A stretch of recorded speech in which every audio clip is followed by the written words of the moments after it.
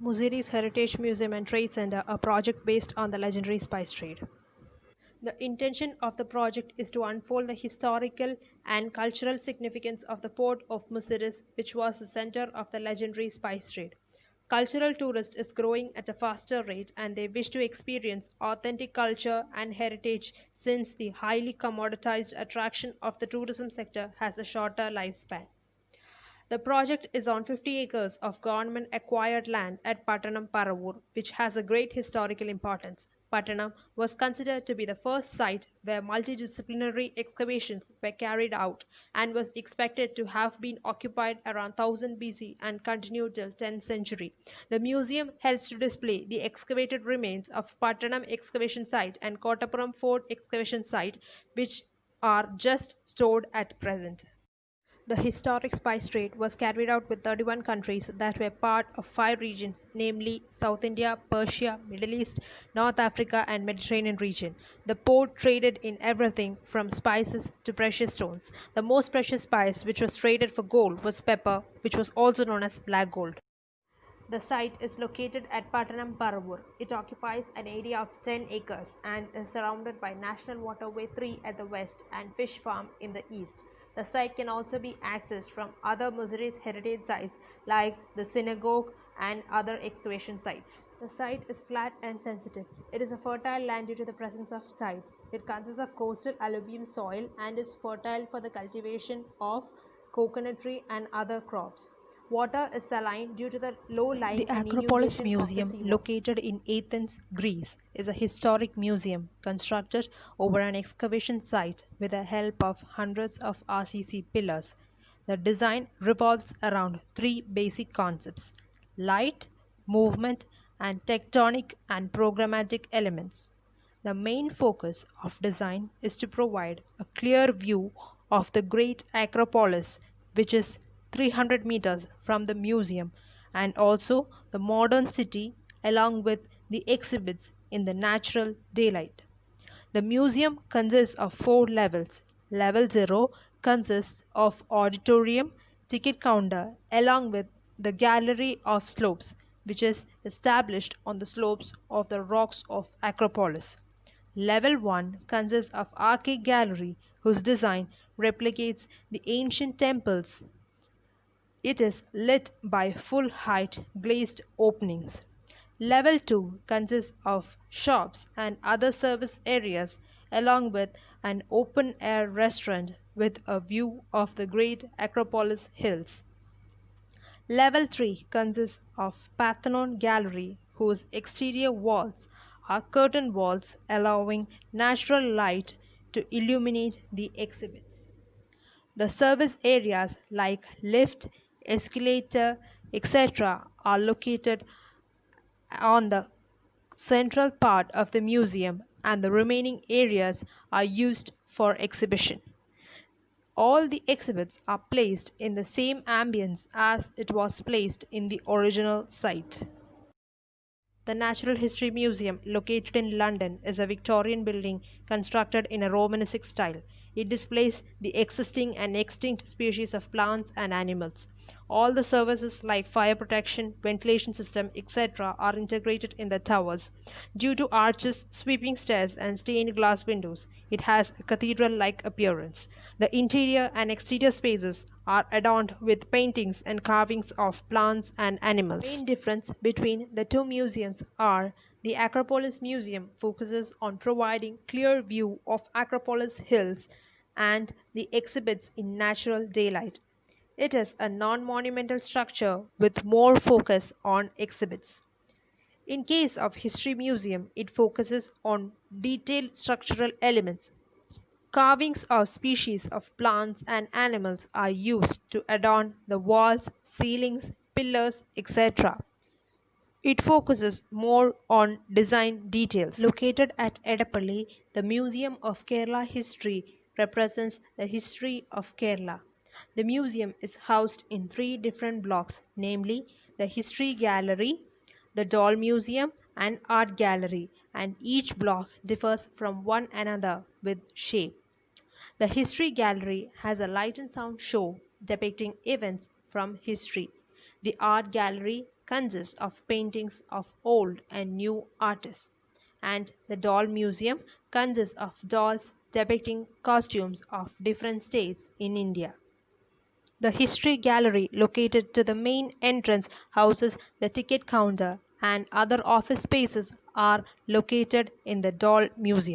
The Folklore Museum, located at Tevara, Ernakulam, is a museum constructed out of the wooden remains of old temples and houses.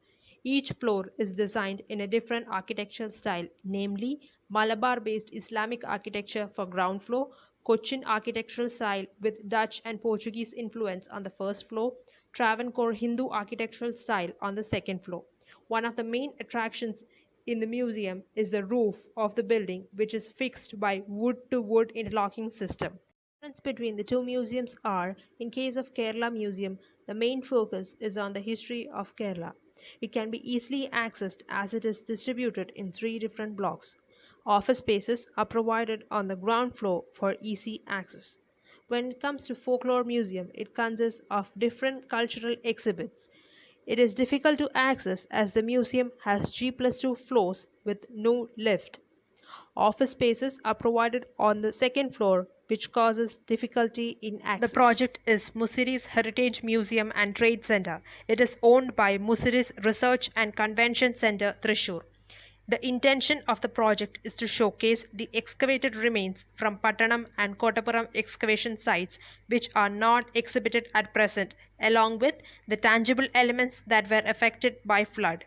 The museum consists of a spice trade center in addition to the exhibition spaces as part of spice route enhancement. 10 acres of the site is being utilized for the same. The project comes under Group D assembly buildings along with the coastal restriction mentioned in CRZ 3A, due to which 50 meters offset should be maintained from the main water body. The design mainly deals with the legendary spice trade, in which 31 countries, which were part of 5 regions, namely South India, Persia, Middle East, North Africa and Mediterranean regions, were involved. The basic shape of the museum is in the form of a leaf, that is, streamlined, a form inspired from nature. The leaf, being a part of the plant, is considered to be the most important constituent that provides food and stored energy for plants to grow. Similarly, MUZIRIS is closely connected with nature, as they traded mainly on naturally grown spices. The trade was the main source of income for the people of MUZIRIS, which gave them worldwide recognition. The ships from various regions anchored at MUZIRIS to trade on spices. Hence, the shape of leaf is being used. The shape of leaf acts as exhibition space and the connecting branch acts as roads. The streamlined shape allows airflow to stay closely attached to the walls and also is considered to be a stable structure against disasters. Sound waves also dissipate as they wrap around the building. The museum is zoned into 3 categories: administration, services, and museum. Based on accessibility, the spaces are zoned in such a manner that the core museum space can be accessed from all other spaces. The site zoning is based on the exhibition space. Exhibition blocks occupy the core space and the negative spaces are occupied by administration and service areas. The site is north facing, from where visitors entry and exit and service entries are provided.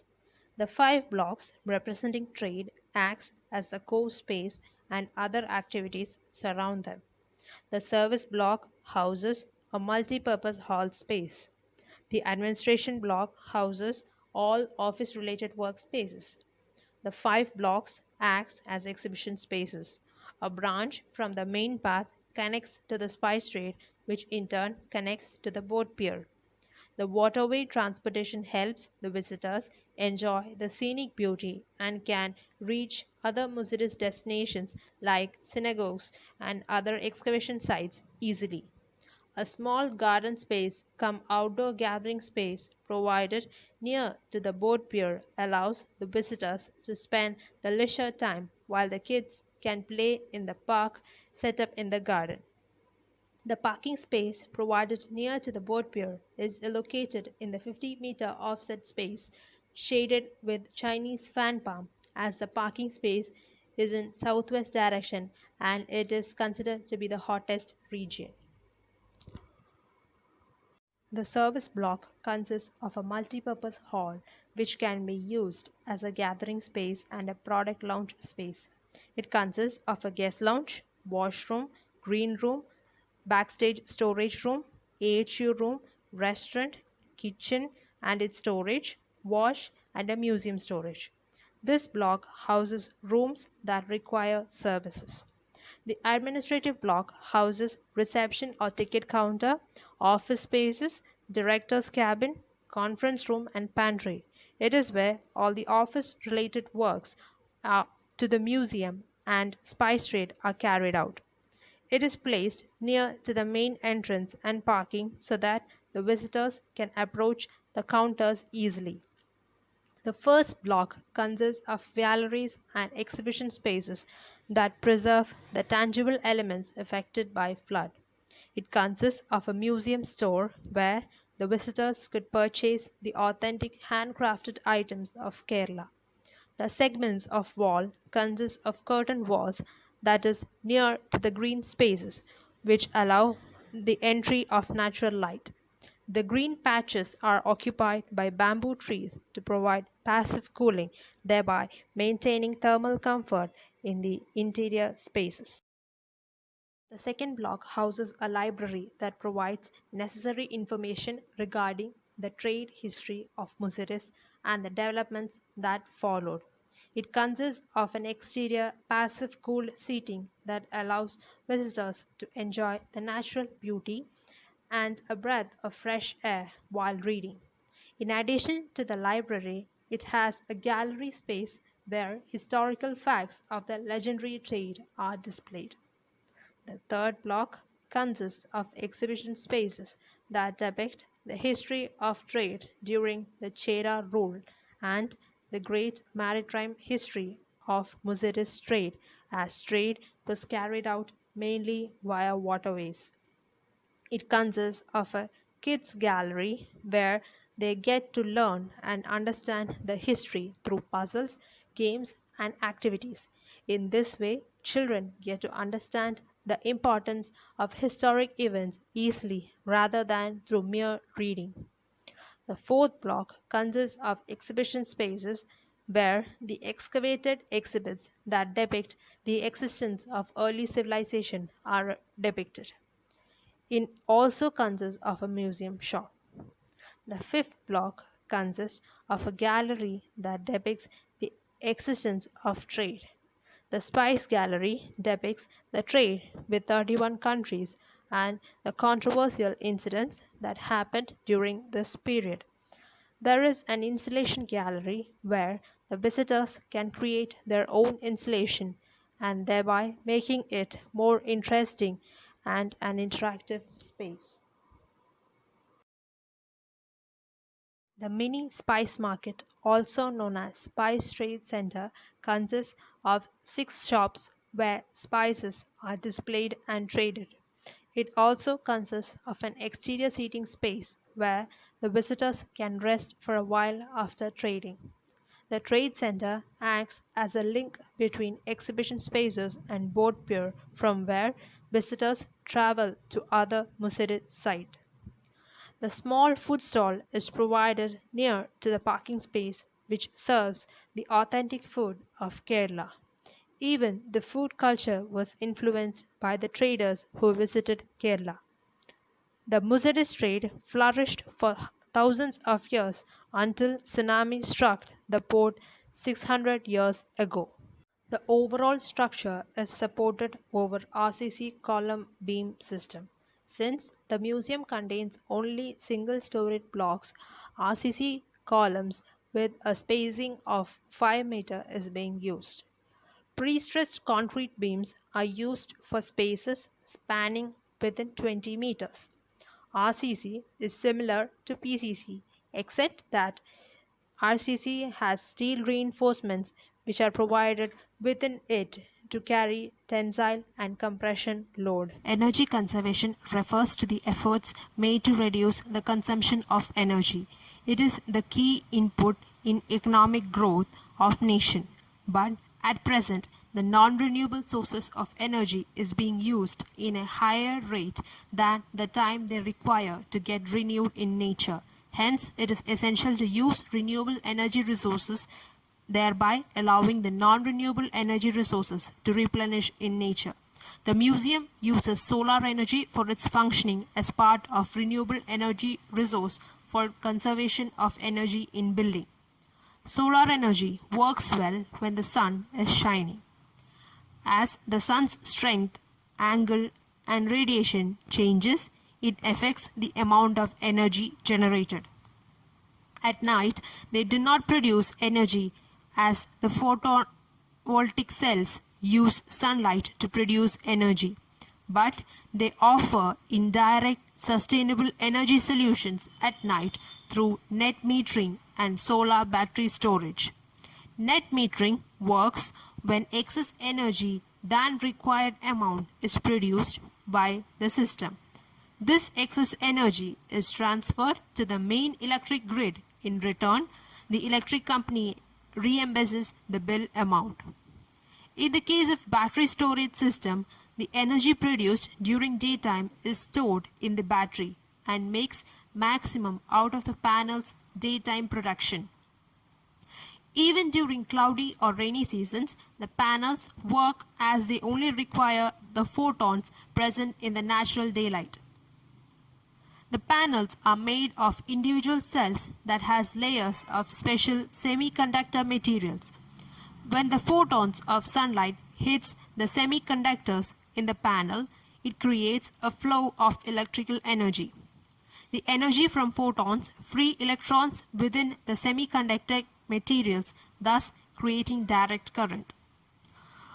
Rooftop solar paneling system is being used in the museum since the site is north facing and south facing solar panels are placed in such a way that it works more efficiently in generating the required amount of electricity. Initial cost may be higher, but in the longer run it is considered to be one of the most efficient renewable energy solution.